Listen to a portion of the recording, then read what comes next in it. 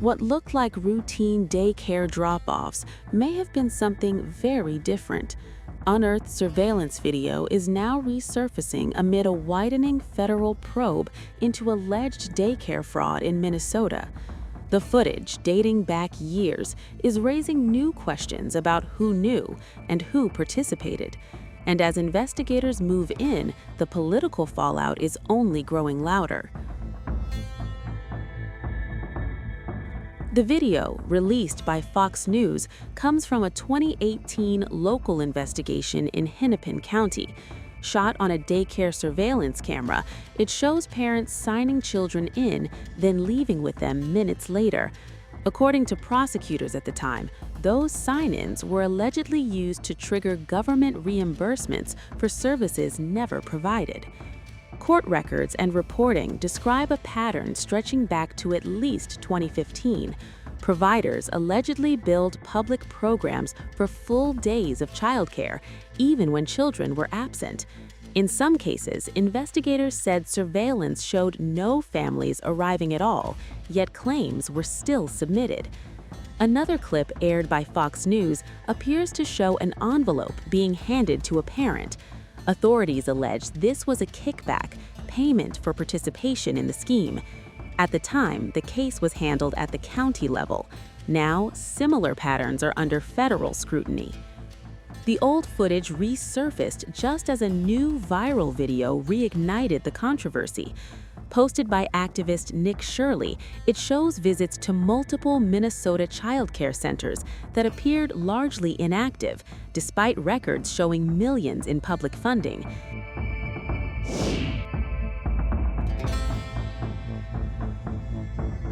The backlash was swift. High-profile conservatives, including J.D. Vance, Donald Trump Jr., and Elon Musk, publicly criticized Minnesota Governor Tim Walz.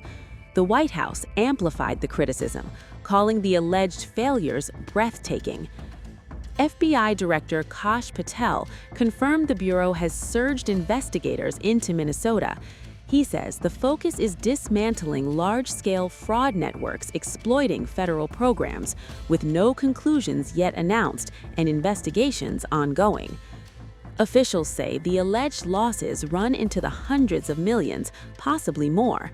Beyond the money, the case is reshaping debates over oversight, accountability, and how public trust was broken. The FBI is escalating its investigation into Minnesota after uncovering one of the largest pandemic-era fraud schemes in U.S. history. According to FBI Director Kash Patel, the Bureau has quietly surged additional agents and investigative resources into the state, well before public attention intensified online. The focus: dismantling large-scale fraud rings exploiting federal aid programs. The FBI believes this is just the tip of a very large iceberg. We will continue to follow the money and protect children, and this investigation very much remains ongoing. Furthermore, many are also being referred to immigration officials for possible further denaturalization and deportation proceedings where eligible. At the center of the probe is the Feeding Our Future case, a scheme that siphoned roughly $250 million in federal food assistance intended for children during the COVID-19 pandemic. Investigators say nonprofit organizations billed the government for meals that were never served. To date, the case has resulted in 78 indictments and 57 convictions, with prosecutors signaling the investigation is far from over.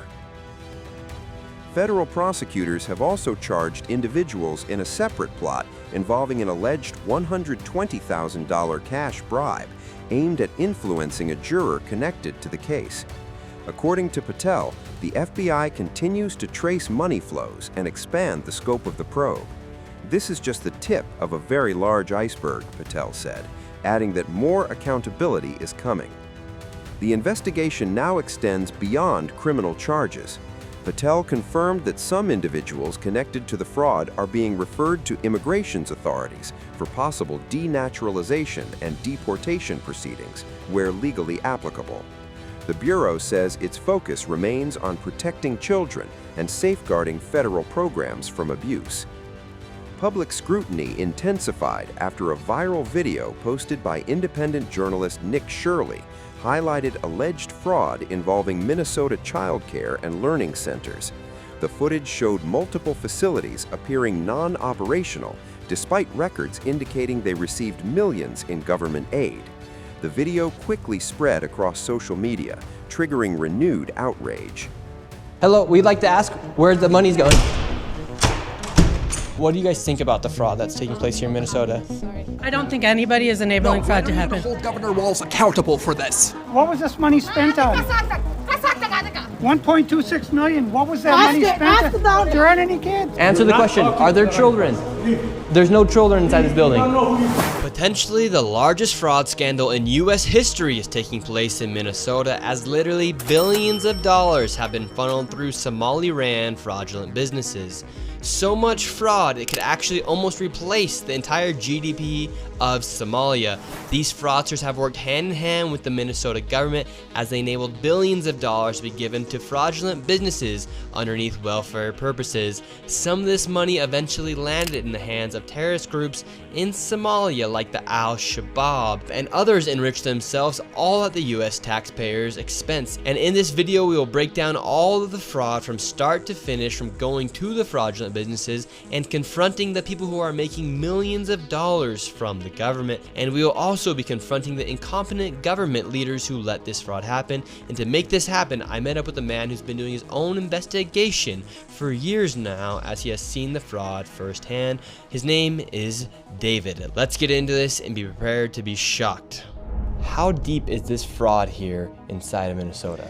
It is far worse than anybody can imagine. You heard it's 7 to 10 billion and maybe more, and now the numbers have been revised and put out there publicly that they think it's more like 8 billion.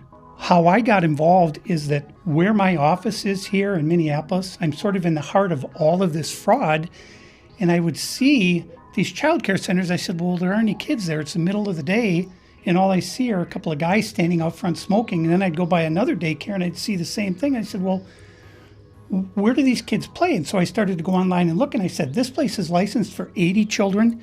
They had 0 children. Every time I went by there, they never had a single child there. Then I started to see all these transportation companies going around, and it was always a Somali driver. And I said, well, that's great. They're out there transportation, contributing, but they never had a passenger, never, ever once. And I said, well, what is all this transportation? What are they doing? So then I found out that in Minnesota, they have something called non-emergency medical transportation. So this is going to the dentist's office, therapy, whatever it might be. And I said, well, how many of these companies are there? And the research came back that there are 1,020 of them, and more than 800 of them are Somali-owned.